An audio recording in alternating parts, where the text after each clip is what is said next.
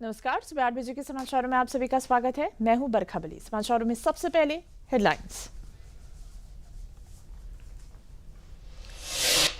केंद्र सरकार ने अगली जनगणना के साथ जातिगत जनगणना कराने का लिया निर्णय। प्रधानमंत्री की अध्यक्षता में मंत्रिमंडल की राजनीतिक मामलों की समिति की बैठक में हुआ फैसला।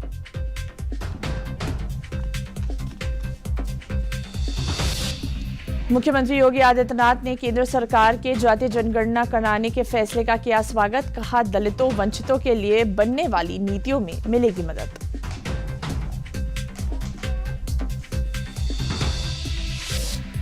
देश में 23 मई तक भारत का एयर स्पेस पाकिस्तान के लिए बंद। पाकिस्तान के विमानों की भारत में नो एंट्री। पहलगाम आतंकी हमले के बाद भारत लगातार ले रहा बड़ा फैसला।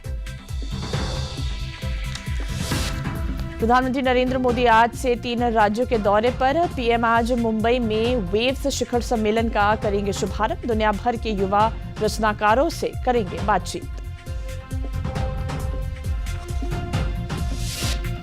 और मुख्यमंत्री योगी आदित्यनाथ ने गोरखपुर विश्वविद्यालय के हीरक जयंती समारोह में कहा कि दुनिया बदल रही है, युवाओं को स्वस्थ प्रतिस्पर्धा के लिए तैयार करना आवश्यक।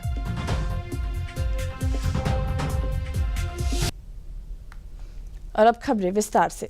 राजनीतिक मामलों की मंत्रिमंडल ये समिति ने कल प्रधानमंत्री नरेंद्र मोदी की अध्यक्षता में एक बड़ा फैसला लिया। इसका देश की सामाजिक, आर्थिक, राजनीतिक एक तरीके से स्थिति पर बहुत दूरगामी असर भी पड़ेगा।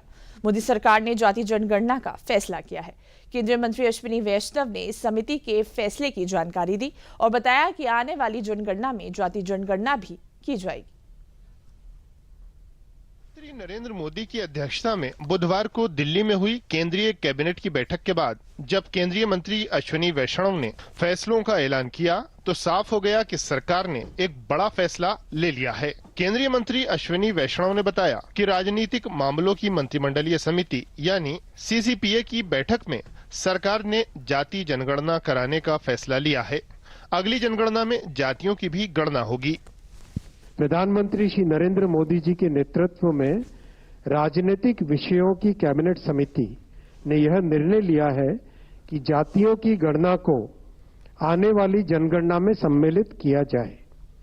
यह इस बात को दर्शाता है कि वर्तमान सरकार देश और समाज के सर्वांगीण हितों और मूल्यों के लिए प्रतिबद्ध है। वैष्णव ने कहा कि जनगणना का विषय संविधान के अनुच्छेद 246 की केंद्रीय सूची के क्रम संख्या 69 पर अंकित है और ये केंद्र का विषय है। हालांकि कई राज्यों ने सर्वे के माध्यम से जातियों की जनगणना की है। जहां कुछ राज्यों में ये कार्य सुचारू रूप से संपन्न हुआ, वहीं कुछ अन्य राज्यों ने राजनीतिक दृष्टि से और गैर पारदर्शी ढंग से सर्वे किया। अश्विनी वैष्णव ने कहा कि कांग्रेस की सरकारों ने जाति जनगणना का विरोध किया। 1947 के बाद से जाति जनगणना नहीं हुई। उन्होंने कहा कि कांग्रेस और इंडी गठबंधन के दलों ने जाति जनगणना के विषय को केवल अपने राजनीतिक लाभ के लिए उपयोग किया। कांग्रेस की सरकारों ने आज तक जाति जनगणना का विरोध किया है। आजादी की बाद की सभी जनगणनाओं में जातियों की जनगणना नहीं की गई। वर्ष 2010 में तत्कालीन प्रधानमंत्री दिवंगत डॉक्टर मनमोहन सिंह जी ने लोकसभा में आश्वासन दिया था कि जाति जनगणना पर कैबिनेट में विचार किया जाएगा।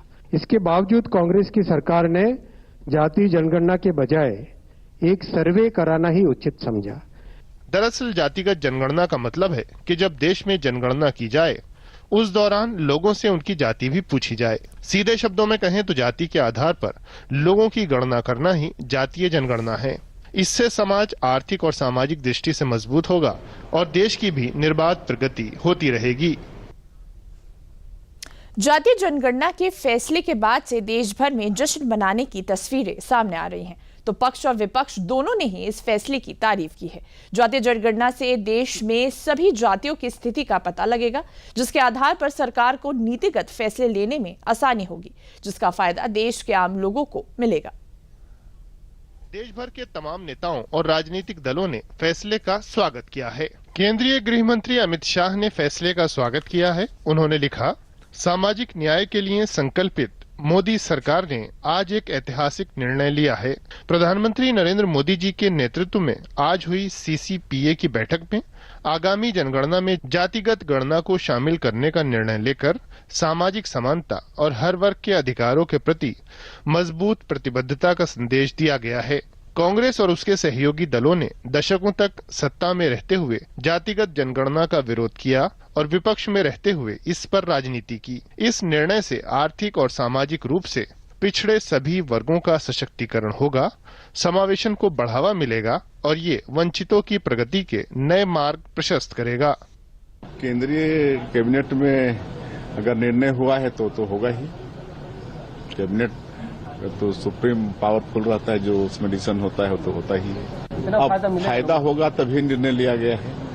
अब फायदा क्या क्या होगा उसके लिए देखना तो पड़ेगा, इंतजार तो करना पड़ेगा। बिहार और पूरा देश आज नरेंद्र मोदी जी को विशेष तौर पर बधाई देता है, जिन्होंने जातीय जनगणना के साथ जोड़ने का काम किया है। और साथ ही साथ क्योंकि कई पार्टी सिर्फ जातीय जनगणना को राजनीतिकरण करने का काम कर रही थी, इसलिए आज नरेंद्र मोदी जी को मैं फिर से बधाई दे रहा हूं। और यह फैसला माननीय प्रधानमंत्री श्री नरेंद्र मोदी जी के नेतृत्व वाली सरकार ही ले सकती थी। कांग्रेस ने देश में 60 साल शासन किया और जब सत्ता से बेदखल हो गए, जब पिछड़ी जाति के एक गरीब माँ बाप के बेटे को देश की सत्ता देश की जनता ने सौंपी, तो वह जाति जनगणना की मांग करने लगे।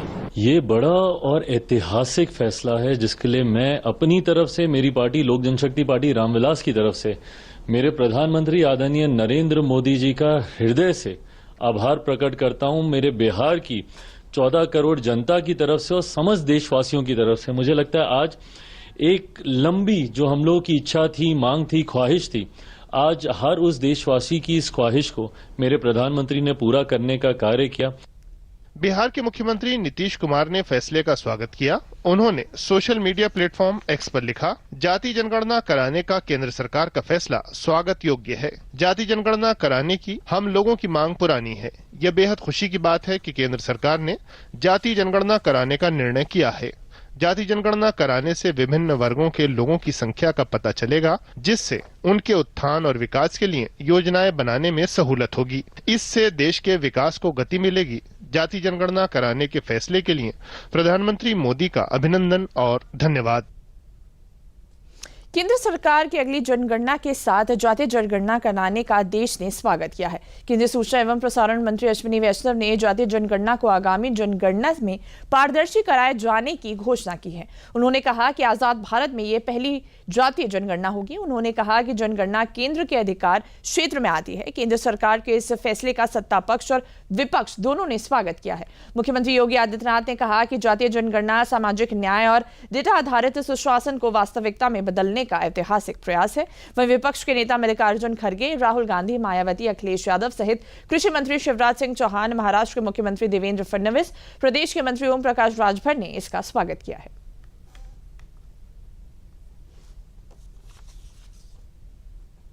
Article 15(5) is reservation in private education institutions. ये कानून है, ऑलरेडी कानून है, और हम चाहते हैं एकदम इस कानून को एनडीए की सरकार, बीजेपी की सरकार इंप्लीमेंट करना शुरू करे। सेंसस को डिले किया है और अपोज किया था। हम इसको वेलकम करते हैं। ये हमारा विजन है, इन्होंने अडॉप्ट किया, बहुत अच्छा। मगर हम चाहते हैं कि हमें डेट्स बताई जाएं, किस दिन तक ये सेंसस होगा। अब जनगणना के साथ जातियों की गणना भी होगी। ये फैसला ऐतिहासिक है। मैं प्रधानमंत्री श्रीमान नरेंद्र मोदी जी का हृदय से अभिनंदन करता हूं, उनको धन्यवाद देता हूं। मित्रों, जातिगत जनगणना पूरी पारदर्शिता के साथ होगी। समाज के सभी वर्गों के आर्थिक और सामाजिक हितों को ध्यान में रखते हुए देश के हित में होगी। मोदी सरकार ने लिया हुआ जातिगत जनगणना का निर्णय ये बहुत ही ऐतिहासिक निर्णय है। इस निर्णय के कारण सामाजिक न्याय का नया अध्याय, एक नया पर्व भारत में शुरू होगा। विशेष रूप से जो पिछड़े हैं, ऐसे पिछड़ों को न्याय देने हेतु बहुत ही सटीक इंपेरिकल डेटा ये सरकार के पास होगा और सरकार की योजनाएं इसके कारण जो डिजर्विंग है, जो सही है, जिनको मिलनी चाहिए, ऐसे लोगों तक पहुंचाने में एक बड़ी मदद मिलेगी। देखिए, सबसे पहले तो हम देश के प्रधानमंत्री माननीय नरेंद्र मोदी जी को धन्यवाद देते हैं कि आपने वो काम किया है जो काम 50 साल दिल्ली और लखनऊ में शासन करने वाली कांग्रेस पार्टी और कांग्रेस के साथ सपा बसपा सहित तमाम दल मिलकर के देश में सरकार चलाए और बाबा साहब डॉक्टर अम्बेडकर जी संविधान में जातिवाद जनगणना का प्राविधान दिया है, लेकिन इन लोगों ने नहीं किया। और उस काम को अगर कोई किया है तो आज कैबिनेट में मुहर लगा करके हमारे देश के प्रधानमंत्री जी ने कैबिनेट से घोषणा मुहर लगा दी कि जातिवाद जनगणना होगी। भाजपा प्रदेश अध्यक्ष चौधरी भूपेंद्र सिंह ने मुरादाबाद जातीय जनगणना को लेकर कहा कि प्रधानमंत्री नरेंद्र मोदी के नेतृत्व में राजनीतिक विषयों की कैबिनेट समिति ने यह निर्णय लिया है कि जातियों की गणना कराई जाए। उन्होंने कहा कि ये इस बात को दर्शाता है कि वर्तमान सरकार देश और समाज के सर्वांगीण हितों और मूल्यों के लिए प्रतिबद्ध है। कांग्रेस की सरकारों के विरोध के कारण आजादी के बाद से जातियों की गणना नहीं की गई। प्रदेश भाजपा अध्यक्ष ने कहा कि भाजपा ने कभी भी जातिगत जनगणना का विरोध नहीं किया। भाजपा ने बिहार में भी जाति जनगणना का समर्थन किया था। माननीय प्रधानमंत्री नरेंद्र मोदी जी के नेतृत्व में राजनीतिक विषयों की कैबिनेट समिति ने निर्णय लिया है कि जातियों की जनगणना को आने वाली जनगणना में सम्मिलित किया जाए। यह इस बात को दर्शाता है कि वर्तमान सरकार देश और समाज के सर्वांगीण विकास के हितों के लिए प्रतिबद्ध है। कांग्रेस की सरकारों के द्वारा हमेशा जातिगत जनगणना का विरोध किया गया। आजादी के बाद की गई सभी जनगणनाओं को जातियों की गणना नहीं की गई। केंद्रीय कैबिनेट की बैठक में जातीय जनगणना कराने को लेकर लिए गए फैसले का स्वागत करते हुए प्रदेश की जल शक्ति मंत्री स्वतंत्र देव सिंह ने कहा कि भारतीय जनता पार्टी की सरकार हमेशा से जातीय जनगणना के पक्ष में रही है। लखनऊ में भारतीय जनता पार्टी कार्यालय में पत्रकारों से वार्ता करते हुए उन्होंने कहा कि जातीय जनगणना का विरोध हमेशा कांग्रेस ने किया है। उन्होंने कहा कि कैबिनेट के इस फैसले के बाद विपक्षी दलों में एक होड़ मच गई है। ये फैसला उनकी वजह से हुआ है। वर्तमान सरकार देश और समाज के सर्वांगीण हितों और मूल्यों के लिए प्रतिबद्ध है। इस ऐतिहासिक निर्णय के लिए देश के प्रधानमंत्री आदरणीय नरेंद्र मोदी जी को हार्दिक बधाई एवं अभिनंदन व्यक्त करता हूं। कांग्रेस सरकार ने आज तक जाति जनगणना का विरोध किया है। आजादी के बाद की गई सभी जनगणनाओं में जातियों की गणना नहीं की गई। आजादी के बाद ये पहली बार प्रॉपर और सही तरीके से जनगणना के साथ जाति जनगणना कराई जा रही है। केंद्र सरकार की जातीय मतगणना को लेकर प्रदेश सरकार में मंत्री नरेंद्र कश्यप ने कहा कि प्रधानमंत्री ने जातीय मतगणना का फैसला करके देश के शोषित और दलित पिछड़ों, अति पिछड़ों के हित में बहुत बड़ा फैसला लिया है। प्रधानमंत्री ने जातिगत मतगणना कराए जाने के फैसले का उत्तर प्रदेश के लोगों की ओर से बहुत आभार और धन्यवाद व्यक्त किया। प्रधानमंत्री जी का जातिगत जनगणना कराए जाने के फैसले का मैं उत्तर प्रदेश के लोगों की ओर से बहुत बहुत आभार और धन्यवाद व्यक्त करता हूं। अब उम्मीद और भी प्रबल हो गई है देश के शोषितों की, वंचितों की, पिछड़ों की कि आने वाले समय में मोदी जी के नेतृत्व में जाति जनगणना भी होगी और शोषित वंचितों को अधिकार भी मिलेंगे। मोदी जी का बहुत बहुत आभार, बहुत बहुत धन्यवाद। भारत सरकार द्वारा जातीय जनगणना कराए जाने की घोषणा के बाद लोगों ने फैसले पर खुशी जताते हुए इसका स्वागत किया है। लखनऊ में लोगों ने अपनी प्रतिक्रिया देते हुए कहा कि ये मांग काफी लंबे समय से की जाती रही है। सरकार ने ये अच्छा कदम उठाया है। लोगों ने सरकार के इस फैसले पर मिलीजुली प्रतिक्रिया भी दी है। शुरुआती दौर में जो है अनुप्रिया पटेल जी ने बेड़ा जाति जनगणना का उठाया था, तो उसके लिए धन्यवाद हम देते हैं। अब विपक्ष के पास राहुल गांधी और तेजस्वी यादव के पास और अखिलेश यादव के पास कोई मुद्दा नहीं रहेगा। जिसकी जितनी भागीदारी उतनी हिस्सेदारी। ये मोदी जी को बधाई के पात्र है और वो 2047 तक ईश्वर करे प्रधानमंत्री के पद पे रहे। स्वागत हर चीज जैसे मतलब हम क्या हैं आप क्या हैं फैसला होना चाहिए और इस फैसले का स्वागत मोदी जी ने बहुत अच्छा काम किया है। जाति गणना जब होगा तभी आपको ब्लूप्रिंट मिलेगा कि काम किस तरीके से किया जाए। और जाति गणना अभी देखिएगा आ जाए तो फिर हमसे मिलेगा 110 करोड़ लोग गरीबी रेखा के नीचे हैं। उसमें सवर्ण भी है, पंडित भी है, ठाकुर भी है, सब गरीब हो गए। जो 80 करोड़ राशन देना पड़ा अब 110 करोड़ देना पड़ेगा। ये हम आपको लिख के दे सकते हैं। इससे ये हो गया है कि अब जो विपक्ष लगातार मांग करता रहता था, विपक्ष जो जनता को भड़काने का काम करता था, जातिगत जो कार्ड खेला करता था, तो उन्होंने सबको चारों खाने चित कर दिया है। अब जो है 2029 के इलेक्शन में एक बार फिर आप देखेंगे कि चौथी बार लगातार भारतीय जनता पार्टी की सरकार आएगी। ये बिल्कुल साफ संदेश दे दिया मोदी जी ने। तो समाचारों में आगे बढ़ने से पहले लेते हैं विराम।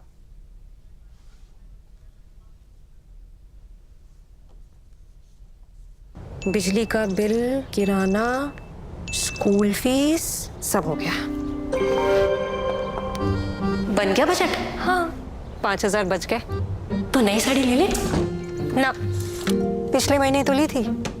एक और नहीं, पहले बजट बनाओ, फिर छोटी छोटी बचत को बैंक में सेव करो और पैसों को बढ़ते देखो। बढ़ी गई। जाओ भाई। आरबीआई कहता है वित्तीय समझदारी समृद्ध नारी। समाचारों में आगे बढ़ते हैं। हमीरपुर में केंद्र सरकार द्वारा जातीय मतगणना को लेकर प्रबुद्ध वर्ग ने जातीय मतगणना का फैसला का स्वागत किया है।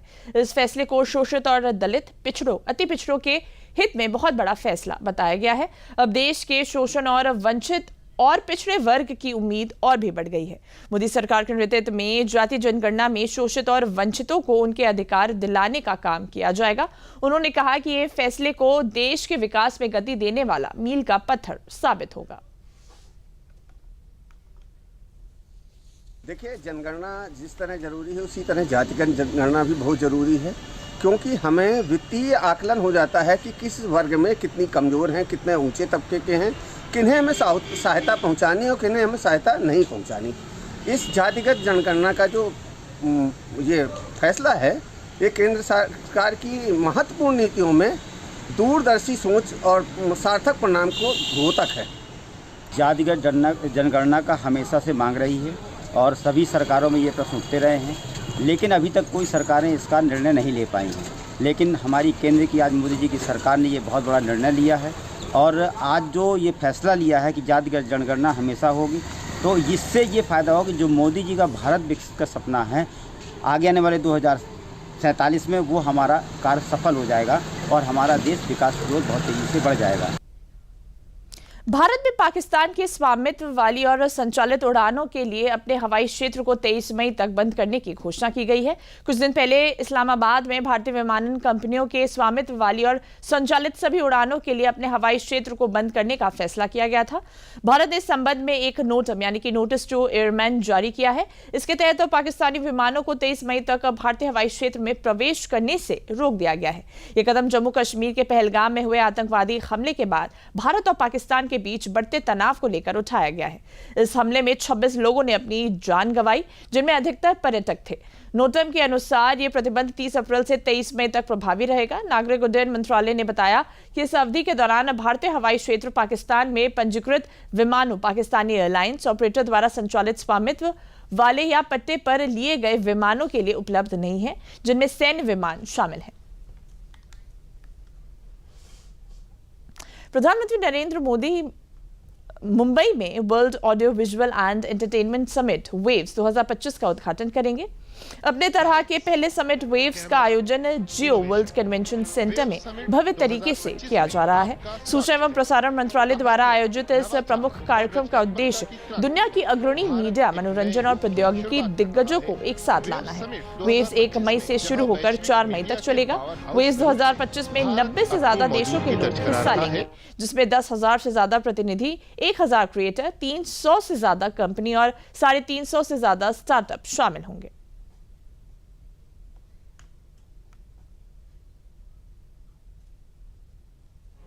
वेव समिट 2025 में आपका स्वागत है। कहानियों, नवाचार और रचनात्मकता की क्रांति में भारत एक नए युग की शुरुआत कर रहा है। वेव समिट 2025 में जहां वैश्विक मीडिया के पावर हाउस के रूप में भारत अपनी मौजूदगी दर्ज करा रहा है, वेव समिट 2025 में जहां वैश्विक मीडिया के पावर हाउस के रूप में भारत अपनी मौजूदगी दर्ज करा रहा है।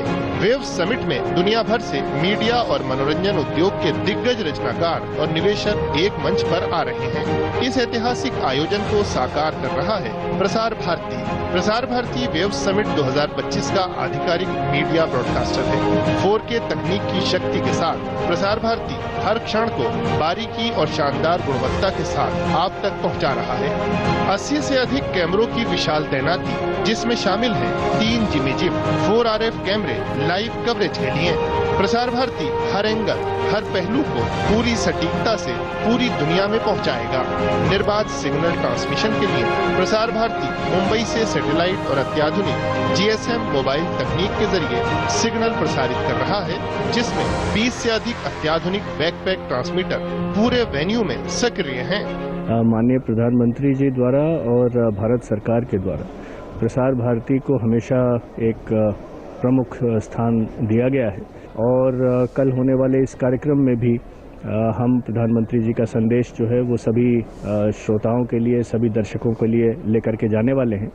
इसके साथ ही ये हमारे लिए भी एक अवसर है जब जो काम हम लोगों ने अभी हालिया समय में किए हैं या फिर आने वाले समय में करने जा रहे हैं, उन कार्यों के बारे में, उन योजनाओं के बारे में जो विजिटर्स होंगे उनको हम बताएं। तो हमारा हमेशा से ये प्रयास रहा है कि बेहतर तकनीक का उपयोग करें, बेहतर कंटेंट अपने ऑडियंसेस तक लेकर के आएं।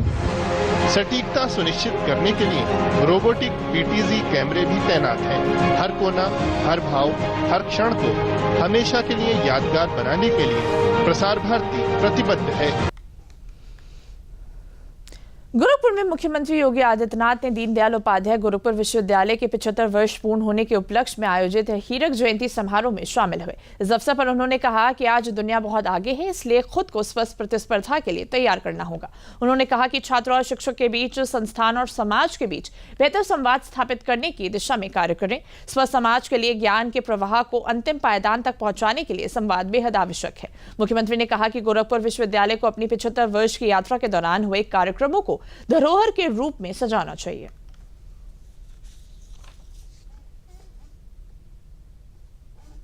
सभी विभागों से कहूंगा, उन्हें 75 वर्ष के इन कार्यक्रमों को संजोना चाहिए। क्या हुआ था, विश्वविद्यालय की स्थापना के समय कितने विभाग थे, कब कब कौन विभाग प्रारंभ हुए थे, किन किन आचार्यों ने अपना योगदान दिया था, उनका कोई विशिष्ट योगदान है, किस किस विभाग से निकले वे छात्र जीवन के अलग अलग क्षेत्र में, समाज जीवन के अलग अलग क्षेत्र में जाकर के अपनी सेवाएं प्रदान कर रहे हैं और राष्ट्र की प्रवर्तमान विकास की कार्यक्रम में उनकी भूमिका क्या है, ये सभी का उल्लेख करते हुए अगर आप आगे बढ़ पाएंगे तो विश्वविद्यालय की वो एक धरोहर बनेगी। विश्वविद्यालय के पास आने वाली पीढ़ी को बताने के लिए सभी कुछ, आज के समय में तो हम डिजिटल युग में रह रहे हैं, सभी कुछ डिजिटाइज आप करके रख देंगे तो दीमक लगने का भी भय नहीं होगा। उसमें क्लाउड में सबको आप सुरक्षित कर सकते हैं, कहीं कोई समस्या नहीं है और उस दिशा में अब आगे बढ़ने का समय आ चुका है। वाराणसी में कल अक्षय तृतीया के अवसर पर संकुल धारा पोखरे पर 125 जोड़ों के सामाजिक विवाह का आयोजन किया गया। कार्यक्रम में आरएसएस प्रमुख मोहन भागवत भी शामिल हुए। इस अवसर पर उन्होंने वर वधू को आशीर्वाद देने के साथ ही कन्यादान भी किया। पूरे विधि विधान के साथ अग्नि को साक्षी मानकर वैदिक मंत्रोच्चार के साथ विवाह की सभी रस्मों को पूरा किया गया। इस अवसर पर मोहन भागवत ने कहा कि समाज में इस तरह के आयोजन होने चाहिए। वहीं प्रदेश के स्टाम्प पंजीयन मंत्री रविंद्र जायसवाल ने बताया कि इस तरह के आयोजन समाज में सकारात्मक संदेश देने का काम करेंगे। समाज में लोगों को मोटिवेट करने के लिए एक अच्छा प्रयास किया गया है। बड़े भाई डॉक्टर वीरेंद्र जायसवाल जी के बेटे की शादी के बाद एक पार्टी में जो खर्च होता है वह खर्च सकारात्मक हो और 101 कन्याओं का विवाह का उसमें खर्च किया जाए, हर बच्ची को दान किया जाए, हर बच्ची को गिफ्ट दिया जाए। इस सोच से एक नई परंपरा की शुरुआत की गई है। 101 का हमने संकल्प लिया था, लेकिन 125 बच्चियाँ इसमें आ गई हैं, उनकी शानदार शादी हो रही है। और संघ का जो विचार है समाज सेवा है, सबका सहायता करना है। और इस कारण से माननीय पूजनीय भागवत जी भी इसमें एक संदेश देने के लिए, संबल देने के लिए इस कार्यक्रम में शरीक हुए हैं। और इससे हम सबको एक मैसेज जाएगा और जो शादी विवाह में एक फिजूल खर्चे हैं वो सकारात्मक खर्च में किया जाए। इसको 125 लोगों की यहाँ पे शादी हुई, जो कि बहुत ही अच्छे तरीके से करवाई गई, बहुत अच्छे तरीके से संपन्न की गई। और भगवान भोलेनाथ की वजह ऐसे ही ये हमेशा होता रहे, ऐसे ही लोगों का कल्याण होता रहे। बलिया में सपा के राष्ट्रीय अध्यक्ष अखिलेश यादव ने भारतीय जनता पार्टी पर जमकर हमला बोला। उन्होंने कहा कि आजकल भाजपा के लोग सड़कों पर बहुत दिख रहे हैं। ये उसी संविधान की ताकत है जिसे बाबा साहब भीमराव अम्बेडकर ने हमें दिया। ये वही संविधान है जिसने गरीब, शोषित, वंचित और पीड़ितों को अधिकार दिलाया। भाजपा वाले आज उसी संविधान की बदौलत सड़क पर हैं। ये बातें उन्होंने सांसद रामजी लाल सुमन के खिलाफ हो रहे आंदोलन के संदर्भ में कही है। उन्होंने कहा कि बाबा साहब की तस्वीर के साथ मेरी तस्वीर को लगाया जाना गलत है। इस तरीके की गलती दोबारा ना हो, इसको लेकर लोगों को निर्देश दिए गए हैं। जो आजादी के बाद जिन्होंने हमें सम्मान से जीना सिखाया, बाबा साहब भीमराव अम्बेडकर जी, उनकी ताकत है, उन्हीं का संविधान, जिसकी वजह से आज भारतीय जनता पार्टी के लोग भी सड़क पर हैं। मैं अपने कार्यकर्ता की तरफ से, क्योंकि वो कार्यकर्ता बहुत सामान्य कार्यकर्ता है, जिस कार्यकर्ता ने वो तस्वीर बनाई शायद उसकी वो भावना नहीं रही होगी जिस भावना को लेकर के ये कूद रहे हैं भारतीय जनता पार्टी के लोग। नोएडा इंटरनेशनल एयरपोर्ट से इंटरनेशनल, डोमेस्टिक और कार्गो विमानों की उड़ान भरने के लिए किए जा रहे निर्माण कार्यों की समीक्षा मुख्य सचिव मनोज कुमार सिंह ने ग्राउंड जीरो पर पहुंचकर की। उन्होंने एयरपोर्ट के निर्माण कार्यों में लगी विभिन्न एजेंसियों एवं प्रशासनिक अधिकारियों के साथ उच्च स्तरीय बैठक कर निर्माण कार्यों की स्थिति की जानकारी ली। मुख्य सचिव ने अधिकारियों को निर्देश दिया कि निर्माण की गुणवत्ता से किसी प्रकार का समझौता न किया जाए। उन्होंने कहा कि जेवर एयरपोर्ट प्रदेश की अर्थव्यवस्था को गति देने के साथ साथ युवाओं के लिए रोजगार एवं व्यापार के नए अवसर सृजित करेगा। पद्मश्री सम्मान से सम्मानित होने के बाद डॉक्टर श्याम बिहारी अग्रवाल का प्रयागराज में भव्य स्वागत किया गया। पद्मश्री सम्मान पाने के बाद उन्होंने कहा कि वो चाहते हैं कि इलाहाबाद में एक आर्ट गैलरी बने जिससे आने वाली पीढ़ी को इसका भरपूर फायदा मिले। उन्होंने कहा कि अभी मुझे कला के क्षेत्र में बहुत कार्य करने हैं। डॉक्टर श्याम बिहारी अग्रवाल को कला के क्षेत्र में पद्मश्री सम्मान से सम्मानित किया गया है। डॉक्टर श्याम बिहारी अग्रवाल को अनेकों पुरस्कारों से सम्मानित किया जा चुका है। उनकी कई चित्र प्रदर्शनी भी लग चुकी है। डॉक्टर श्याम बिहारी अग्रवाल ने अभी तक अनेकों पुस्तकों का लेखन कर उसको प्रकाशित किया है, जो आज छात्र छात्राओं के लिए वरदान साबित हो रही हैं।